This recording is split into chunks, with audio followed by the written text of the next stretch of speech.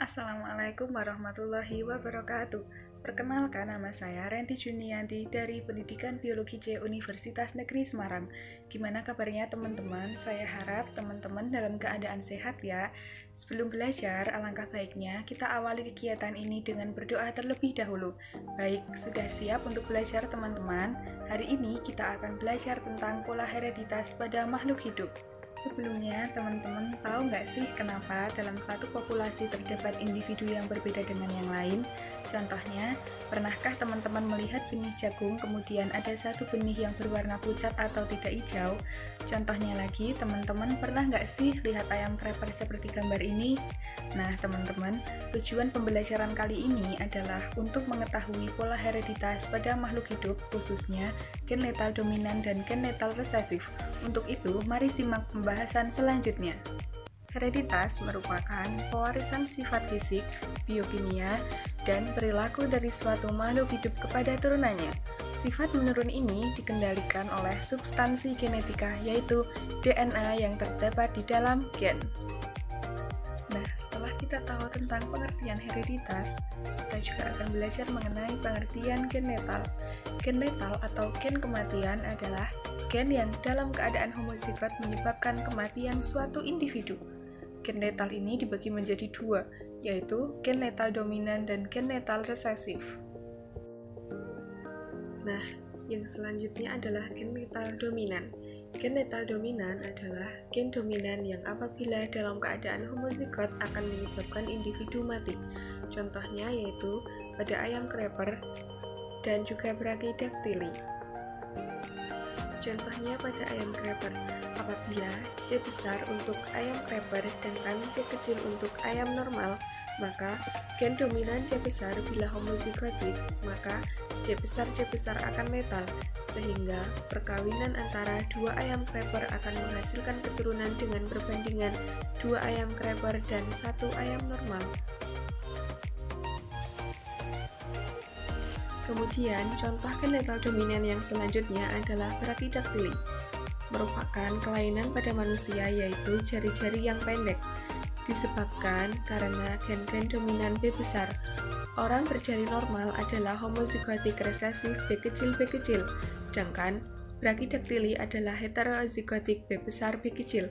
Keadaan homozigotik dominan B besar akan menyebabkan letal atau kematian. Nah, ini merupakan contoh dari Brachydactyly dan juga contoh perkawinan dari Brachydactyly, maka akan menghasilkan keturunan yaitu sebanyak 25% letal, 50% karir atau pembawa, dan 25% normal. Setelah tadi kita belajar tentang gen letal dominan, sekarang kita akan belajar tentang gen letal resesif. Gen letal resesif adalah gen yang menyebabkan kematian individu dalam keadaan homozigot resesif, sedangkan saat heterozigot, individu bersifat karir atau pembawa sifat yang akan diwariskan pada turunannya. Contohnya yaitu jagung albino, anemia sel sabit, dan juga ichthyosis congenital. Jagung albino atau Zeamyce albino. Tanaman yang belum memiliki akar sempurna ini selama kira-kira 14 hari menerima makan dari putih lembaga atau endosperma.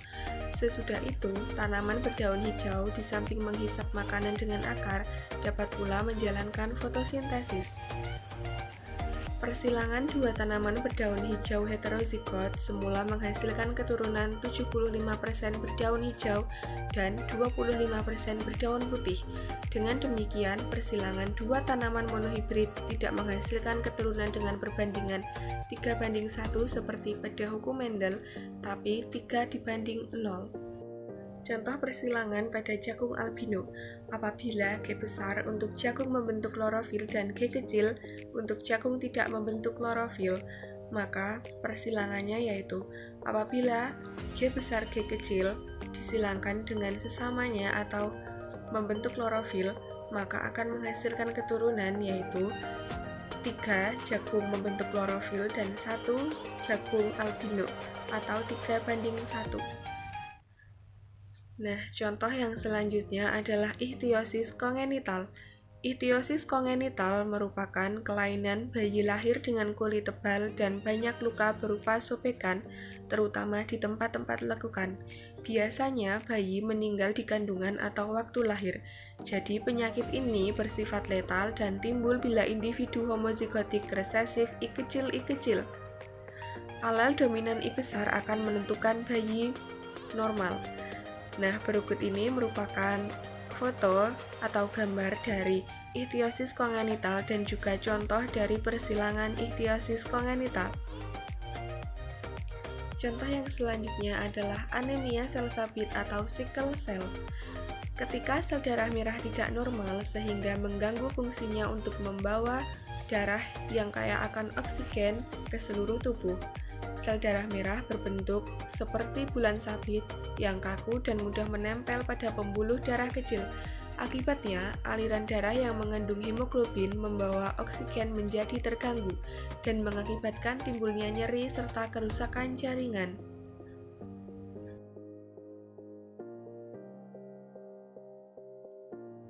Oke teman-teman, sekarang sudah tahu kan tentang gen letal dominan dan juga gen letal resesif.